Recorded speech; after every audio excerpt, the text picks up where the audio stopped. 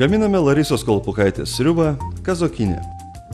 Nuskuskite ir nuplaukite bulves. Vieną bulvę, papriką, nedidelį aitriosios paprikos gabalėlį, laurų lapus, krapus, stiebus dėkite į puodą su vandeniu ir palengva virkite, kol daržovės suminkštės.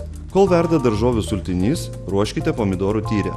Pomidorų viršūnėles įpjaukite kryžmai, nuplikykite juos verdančiu vandeniu, paskui perliekite šaltu vandeniu ir nulupkite odelę. Nuluptus pomidorus susmulkinkite. Svogūną nulupkite, supjaustykite kubeliais ir pakepinkite aliejuje, kol apskrus. Tada į keptuvę dėkite pomidorus, pilkite pomidorų sultis ir pamaišydami kaitinkite, kol pasidarys tyrė.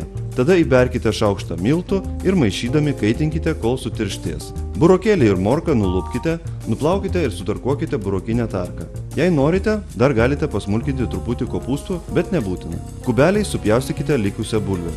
Daržovių sultinį iškoškite, bulvę išimkite ir sugrūskite, o kitas daržoves išmeskite. Daržovių sultinį vėl užvirkite ir sudėkite tarkuotus burokėlius, morkas, pjaustytą žalią bulvę, pipirus. Kai daržovės bus beveik išvirusios, į puodą sukrėskite pomidorų tyrę, dėkite trintą bulvę, įmeskite smulkintus česnakus, išmaišykite ir pakaitinkite iki užvirimo.